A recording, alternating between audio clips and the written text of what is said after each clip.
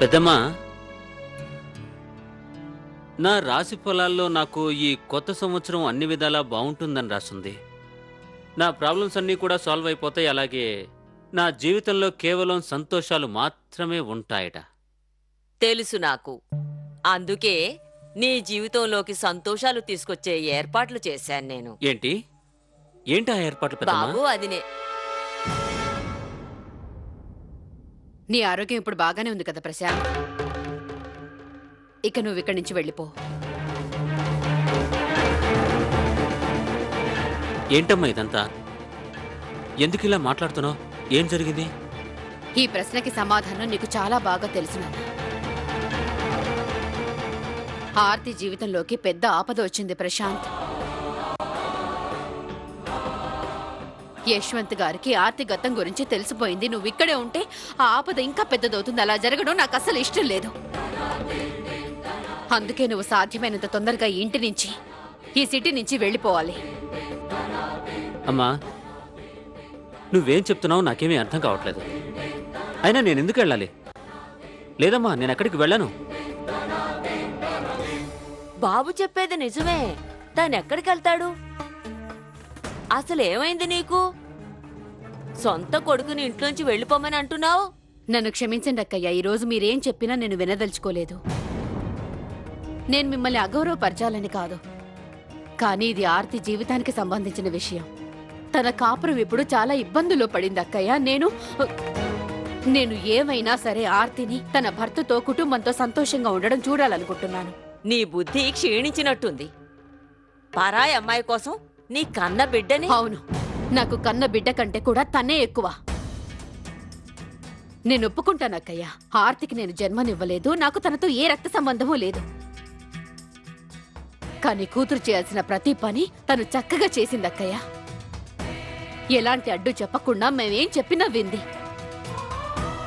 నా కోసం, ఈ అమ్మ కాని అమ్మ కోసం వాళ్ళ మామయ్య గారు చెప్పారని యశ్వంత్తో ఇప్పటికీ అబద్ధాలు చెప్తూ వచ్చింది అక్కయ్య. మా కోసం, ప్రశాంత్ కోసం తన కాపురాన్ని, తన ఇంటిని, తన వైవాహిక జీవితాన్ని కూడా లెక్క చేయకుండా మాకు సహాయం చేయడానికి వచ్చింది. అదే ఈ రోజు తను కష్టాల్లో ఉంటే నేనెందుకు సహాయం చేయకుండా ఉండాలక్కయ్య? నేనెప్పుడు ఆర్తికి అండగా ఉన్నాను, ఇప్పుడు కూడా తోడుగా ఉంటాను. నువ్వు నాతో రా. అమ్మా, నాతో రా ప్రశాంత్. అమ్మా, ఏం చేస్తున్నావు? అరే, నేను చెప్పేది విను. వెళ్ళిపో ప్రశాంత్. మళ్ళీ ఆర్తి జీవితం నుంచి సంతోషాన్ని దూరం చెయ్యొద్దు. రా. అమ్మా, నా చేయి వదులు, చేయి వదులు. వదలమంటున్నాను కదా. నేను వెళ్ళను. అయినా ఎందుకు వెళ్ళాలి? అయినా ఇది నా ఇల్లు. ఈ ఇంటిపై నాకు అధికారం ఉంది.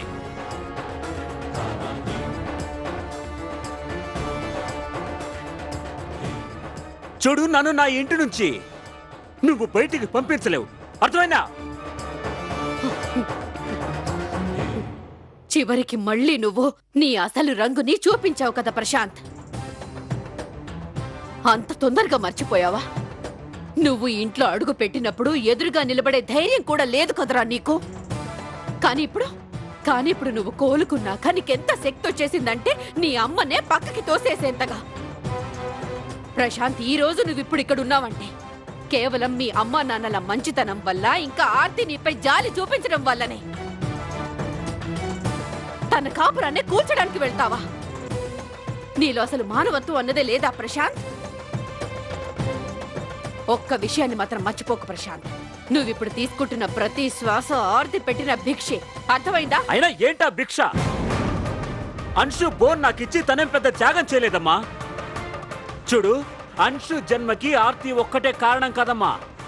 తను నాకు కూడా కొడుకే, నా రక్తం వాడు. చెప్పు శోభ, ఈ ప్రశ్నకి నీ వద్ద సమాధానం ఉందా? ప్రశాంత్ మాటని అబద్ధం అనగలవా? అంశు ప్రశాంత్ కొడుకే. ఆర్తి చేసింది త్యాగం కాదు, తన ధర్మం నిర్వర్తించింది. ఆడది తన భర్త కోసం ప్రాణాలు కూడా త్యాగం చెయ్యాలి. అసలు ఆర్తి చేసిందేమిటి? హాస్పిటల్ వరకు మాత్రమే తీసుకొచ్చింది. మీ అందరూ తనని మహాత్మురాల్ని చేశారు.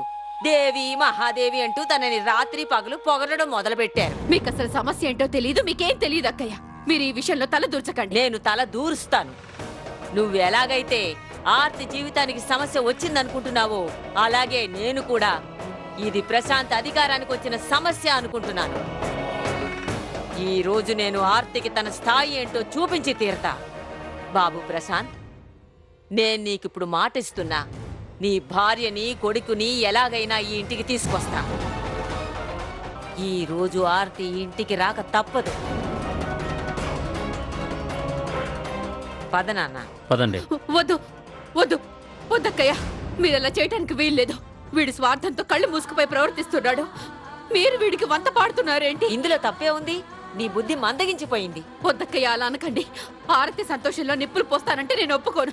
మిమ్మల్ని నేను వెళ్ళనివ్వను. నా దారికి అడ్డు తప్పుకో.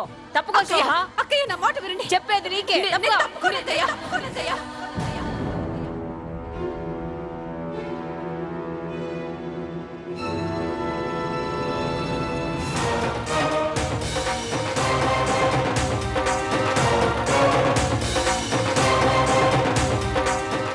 నా మాట విను ప్రశాంత్, నా మాట విను. స్వార్థంతో నీ కళ్ళు మూసుకుపోయి మానవత్వాన్ని మర్చిపోకు. ఇది పద్ధతి కాదురా ప్రశాంత్. ప్రేమలో బలవంతం పనికిరాదు.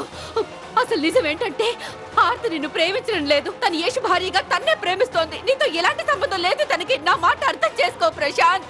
ప్రశాంత్, నా మాట విను. ప్రశాంత్, ప్రశాంత్, నా మాట విను. ప్రశాంత్, నా మాట వినురా. అలా చేయకు ప్రశాంత్, నా మాట విను. అక్కయ్య, అక్కయ్య, తలుపు తెరుండి అక్కయ్య. ఒక ఆడదాని అయ్యుండి మరో ఆడదాని జీవితాన్ని నాశనం చేయక అక్కయ్య. ఆర్తి మీకేమో ఏం చేసింది అక్కయ్య? చూడు ప్రశాంత్, ప్రశాంత్ బాబు, తను అరిచి అరిచి తనే ఊరుకుంటుందిలే. నువ్వు పద. ప్రశాంత్, ప్రశాంత్, నా మాట వినరా. అలా చేయకురా ప్రశాంత్. తలుపు తెరు. ప్రశాంత్, ప్రశాంత్, అక్కయ్య, ప్రశాంత్, ప్రశాంత్.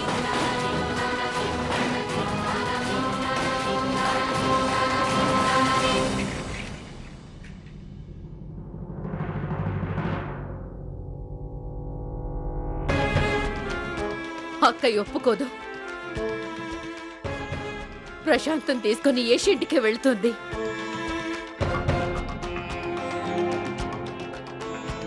ఇంతవరకు ఏషొక్కడికే ఆర్తి ప్రశాంతుల సంబంధం గురించి తెలుసు.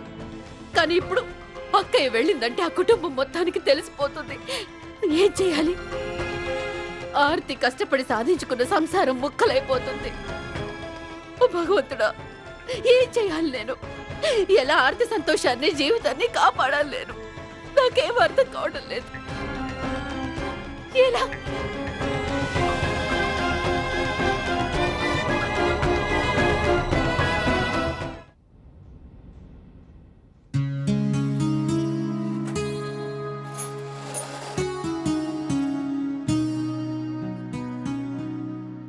పల్లవి, క్లౌడ్స్ కి లైట్ బ్లూ కలర్ యూజ్ చేయి. లైట్ బ్లూనా?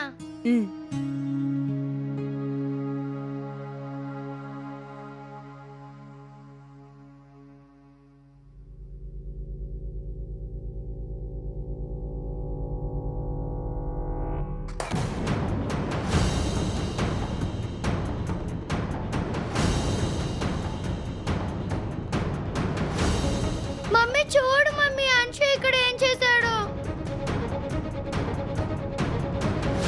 నా పెయింటింగ్ మొత్తాన్ని పాడు చేసేసాడు.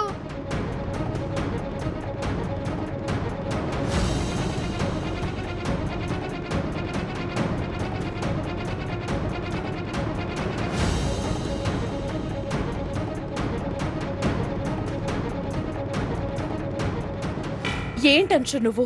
చూడు, పల్లవి వేసిన పెయింటింగ్ మొత్తం పాడైపోయింది. నేనేం కావాలని చేయలేదమ్మా. నువ్వు కావాలనే చేసావు. పల్లవి, ఏడోకమ్మా. నువ్వు గుడ్ గర్ల్ కదా. అంచు, పల్లవికి సారీ చెప్పు. సారీ పల్లవి. సారీ చెప్తే నా పెయింటింగ్ ఏమైనా తిరిగి వస్తుందా చెప్పు. ఇంతకు ముందు కూడా ఇలానే చేసావు. అప్పుడు కూడా ఇలాగే సారీ చెప్పావు. పల్లవి, అంశు చేసింది తప్పే, ఒప్పుకుంటాను. కానీ దానికి వాడు సారీ చెప్తున్నాడు కదా.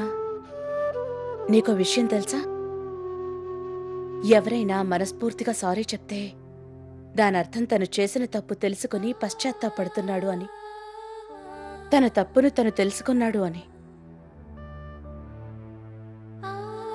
తను చేసింది కరెక్ట్ కాదని, తన తప్పు వల్లే నువ్వు ఇబ్బంది పడ్డావని, దానికి తను చాలా బాధపడ్డాడని, ఇంకా సారీ చెప్పాక కూడా నీ బాధ తగ్గినా తగ్గకపోయినా మనం మనుషులం గనక తన తప్పుని మన్నించి తనని క్షమించాలి.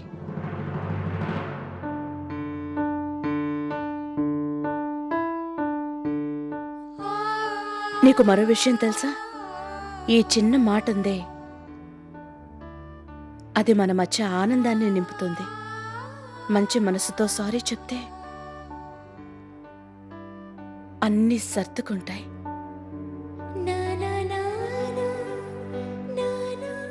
అర్థమైందా నీకు? It's okay. నువ్వు నా బ్రదర్ కాబట్టి ఇకపై నీ మీద ఎప్పుడు కోపడను. Thank you. నీకు పెయింటింగ్ వేయడానికి నేను హెల్ప్ చేయనా? మనిద్దరం కలిసి కొత్త పెయింటింగ్ వేద్దాం, ఓకేనా? ఇటివ్వు.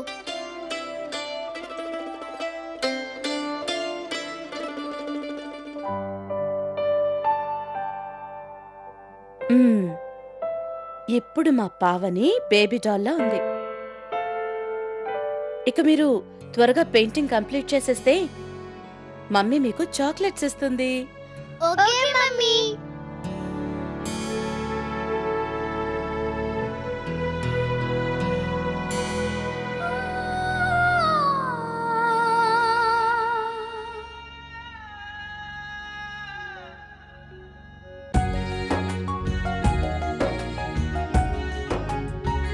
కనులు కనులు కలిశాక ఎందుకంత కలవరపాటు, అడుగు ముందుకేశాక ఏమిటలా తడబడతావు, మనవి చేసుకోనా శ్వాసకు అణు అణువు నన్ను నీలో నింపుకోమని, ప్రతి చింత తీరే వేళ తీయని బాధే మిగిలేనేమో, ప్రతి చింత తీరే వేళ తీయని బాధే మిగిలేనే. పిల్లలకి సర్ది చెప్తున్నప్పుడు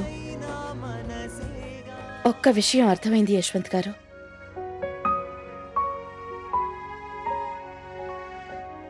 నేను చాలా ఆలస్యం చేశాను. క్షమించమని అడగటంలో నేను చాలా ఆలస్యం చేశాను. ఇక ఆలస్యం చేయను. చేసిన తప్పులు, చెప్పిన అబద్ధాలు నా గుండెలపై ఇప్పటికీ బరువుగా అనిపిస్తున్నాయి. వాటిని మన కుటుంబ సభ్యులకి చెప్పాలనుకుంటున్నాను.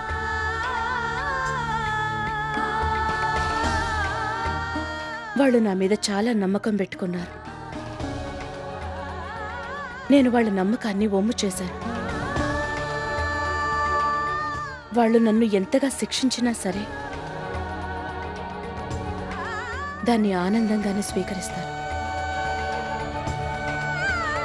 ఎందుకంటే నేను చేసింది చిన్న తప్పు కాదు కాబట్టి.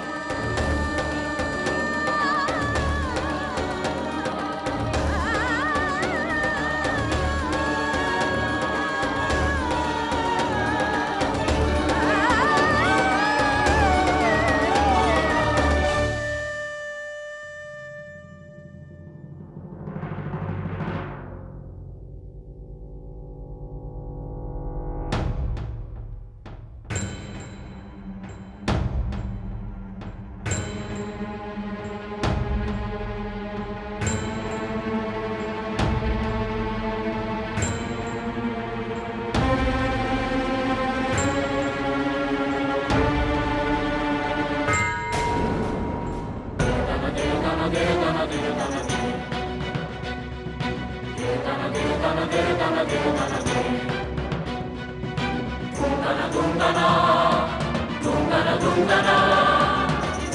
తుంగన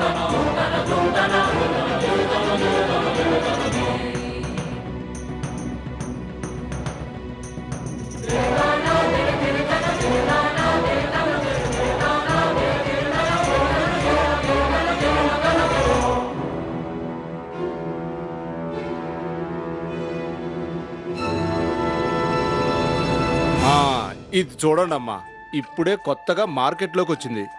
నా నోటితో నేనే బాగున్నాయని చెప్పకూడదుగా, మీరే బాగా చూసి చెప్పండి. అవును, చీర నిజంగానే చాలా అందంగా ఉంది. నా కోడలికి ఇలాంటి చీర తీసుకుందాం అనుకున్నా. విధి, ఈ చీర ఆర్తికి చాలా బాగుంటుంది కదూ? అవునత్తమ్మా.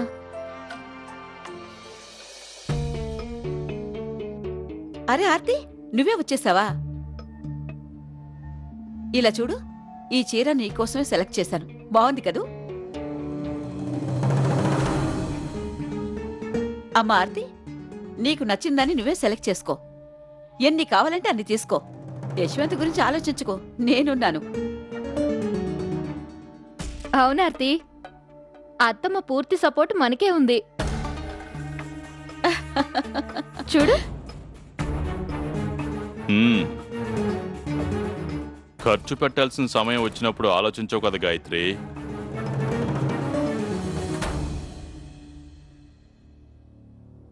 అత్తయ్య గారు, మావయ్య గారు,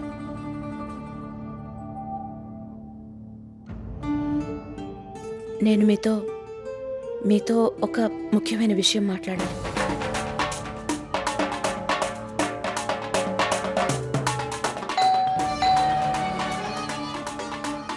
నేను చూసొస్తాను.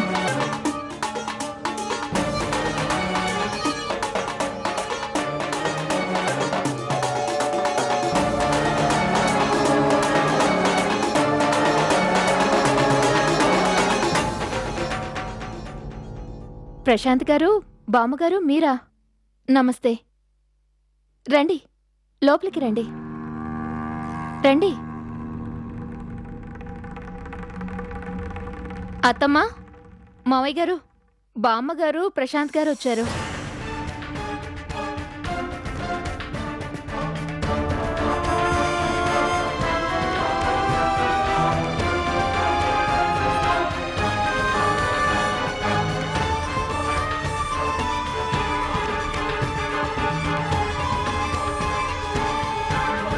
నమస్తే అమ్మా. మీరు రావడం నాకు చాలా సంతోషంగా ఉంది. చెప్పాలంటే నిజానికి మేమే మిమ్మల్ని ఇక్కడికి తీసుకురావాలి. కాని పనుల్లో పడి మర్చిపోయాం. ఎంతైనా మీరు మా కోడలి బంధువు కదా. మమ్మల్ని చూడ్డానికి మీరు రావడం నిజంగా మా అదృష్టం. రండి, కూర్చోండి. కూర్చో బాబు.